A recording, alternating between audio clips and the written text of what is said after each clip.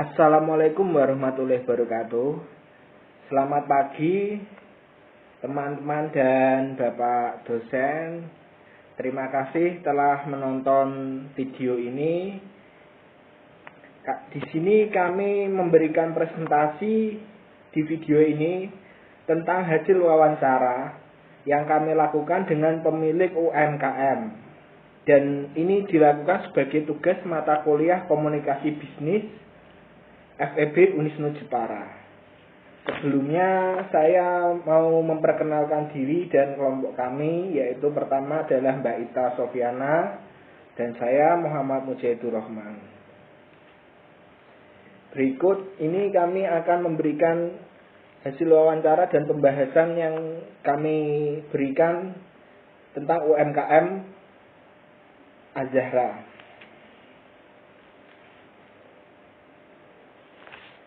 Profil dari UMKM ini bernama Az-Zahra Fashion Store. Didirikan oleh Bapak Muhammad Al-Jawad atau Bapak Jawad. Bergerak di bidang fashion, yaitu jual beli tentang busana dan pernak-perniknya, aksesorisnya seperti kudung, baju, dan lain-lain. Lalu ini berdiri sudah kurang lebih 1 tahun. Ketika tahun 2020 lalu beralamat di Jalan Pramuka Bangsri Jepara RT 3 RW 6. Ini merupakan toko busana yang menyediakan untuk kalangan menengah ke bawah.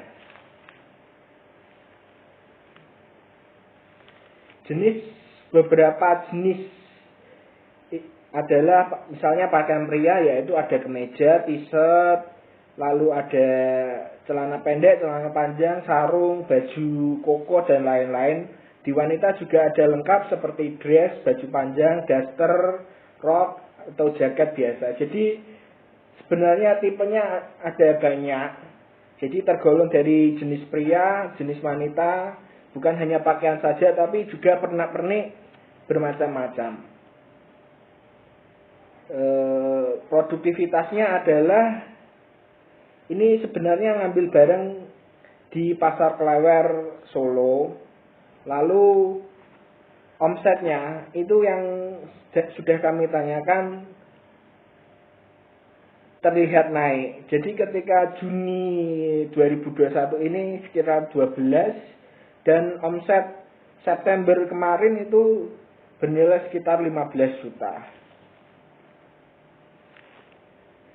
Jadi setelah kami mengetahui beberapa informasi dan wawancara, lalu kami membuat STP dari UMKM Az-Zahra Fashion Store ini. Pertama kami membagi demografisnya, yaitu demografi pasar, yaitu jenis kelamin, usia, pendidikan, kita bagi kelompok-kelompoknya. Lalu secara geografis, jadi di lingkungan kota, provinsi, wilayah. Jadi kita membagi pelanggannya itu berdasarkan di mana dia tempat tinggalnya dan pembelian tokonya di mana. Lalu pada psikologi, yaitu tingkat pendidikan, tingkat pendapatan, tingkat pekerjaan, dan jenis pekerjaan. Jadi kita membagi ada tingkat-tingkatnya, pengelompokan dari konsumen dan pasar. Lalu dari demografis yang kami lakukan adalah pembagiannya membuat targetnya. Targetnya itu ada di anak SMP usia 12 sampai 15 tahun dan pria wanita umur 20 sampai 35 tahun. Yang kami target adalah pria dan wanita yang baru mulai bekerja atau baru mulai berkeluarga di daerah Bangsri dan sekitarnya. Lalu kita memposisikan Az-Zahra Fashion Store ini sebagai fashion store yang bagus dituju untuk kalangan ekonomis menengah ke bawah. Ini ekonomis di sini bukan berarti produknya murahan atau jelek, tapi kita itu membuat produk yang sebenarnya harganya itu harga produknya sama dengan produk bagus. yang menjadi masalah di produk bagus itu adalah karena masalah brandnya. Jadi kualitas produk ini bagus, di toko ini tuh bagus. Yang kalah, kenapa kok lebih murah? Itu tuh cuma kalah dengan brandnya. Jadi kalau toko lain itu harganya mahal, padahal harga produksinya itu sama. Itu yang menjadi tekanan adalah, yang menjadi kenapa kok harganya menjadi lebih mahal adalah karena brand di toko itu lebih bagus. Jadi walaupun produk kami, produk Azahro ini harga produksinya itu sama dengan toko lain, itu karena brandnya itu rendah, jadi kualitas barangnya sama tapi harganya lebih ekonomis. Jadi tipenya itu kita menyediakan barang yang tidak sama. Jadi untuk baju seperti ini polanya itu, misal untuk kemeja yang bercorak seperti saya ini ya, nanti di toko Azahro itu cuma ada 3 atau 4, jadi nggak banyak-banyak.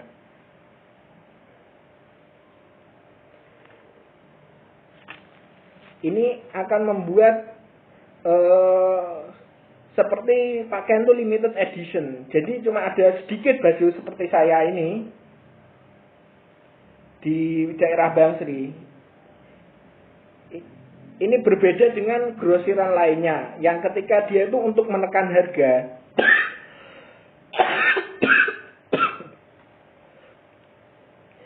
dia akan memproduksi baju seperti ini tuh sangat banyak. Itu karena ada economy of scale ya namanya ya. Jadi ketika dia itu membeli langsung banyak tapi barangnya itu sama, itu nanti harganya bisa turun. Tapi di Azahra ini ketika memposisikan sebagai produk itu untuk trendy, formal, atau juga santai di rumah tapi macem lah dilihat.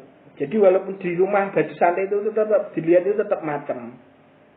Itu tapi produknya itu tuh enggak grosiran yang langsung beli sak truk bajunya sama semua, yang motifnya kayak gini tuh semua bajunya kayak gini semua. Itu kan nanti kesannya itu barang murahan, tapi kita membuat barang itu seperti limited edition. Jadi yang motifnya kayak gini cuma sedikit, jadi ada motif lain, ada gambar lain, ada jenis lain.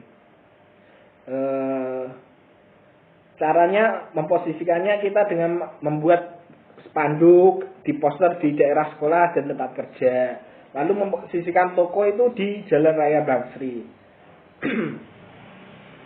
Lalu ketika pesan produk dari pasar lewer tadi, itu adalah kita mencari yang motif dan modelnya itu baju trendy tapi kelihatan formal. Jadi enggak terlalu formal seperti seragam, tapi itu dibuat kerja masih cocok lah. Jadi walaupun enggak terlalu formal tapi dibuat kerja masih cocok, tapi dibuat pergi jalan-jalan atau kemana itu juga masih cocok. Atau baju santai di rumah itu yang enggak kelihatan sangat kumuh atau sangat murahan, tapi baju santai tapi dibuat sekitar keliling-keliling sekitar rumah itu juga masih macam. Dibuat ke toko sebelah itu juga masih macam. Untuk selanjutnya silakan dipersilahkan untuk Mbak Ita. Terima kasih. Selanjutnya saya Ita Sofiana akan melanjutkan dari penyampaian Mas Moja tadi terkait Azahra Fashion Store ini. Selanjutnya yaitu masalah-masalah yang dihadapi oleh Azahra Fashion Store, yaitu 1. Jeleknya time management, 2. Harga jual dan kompetitor dagangnya, 3. Manajemen keuangan yang buruk, 4.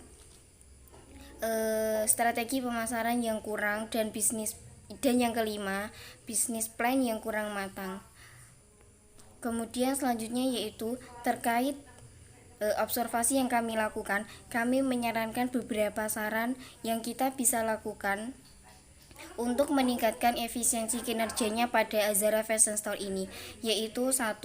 Mengkategorikan barang dan ada catatan penjualan berdasarkan kategori.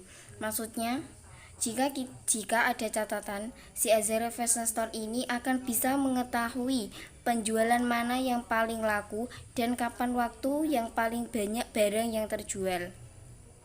Yang kedua, berdasarkan produk, maksudnya berdasarkan data menambah produk populer dan mengurangi yang tidak. Maksudnya dari data tersebut si pemilik akan bisa menambah produk yang paling banyak laku dan mengurangi barang yang susah terjual. Dan yang ketiga, berdasarkan data menyesuaikan jadwal pengambilan suplai. Maksudnya dari saran yang ini adalah si pemilik akan bisa membuat jadwal pembelian barang dari supplier sehingga tidak akan terjadi barang kosong ketika ada konsumen banyak yang datang. Dan yang terakhir yaitu membuat harga berdasarkan profit margin setelah menghitung semua biaya. Maksudnya dari profit margin ini adalah si Azhara Fashion Store ini harus menghitung semua biaya secara keseluruhan, tidak hanya pada harga jual saja. Karena yang namanya usaha pasti akan mengeluarkan yang namanya biaya transportasi, biaya toko, biaya gaji pada karyawan, dan lain sebagainya. Berikut yang dapat saya sampaikan. Bila ada salah kata dan salah pada penyampaian dan kekurangan, maka saya minta maaf yang sebesar-besarnya. Sekian yang dapat kami sampaikan. Mohon maaf. Wassalamualaikum warahmatullahi wabarakatuh.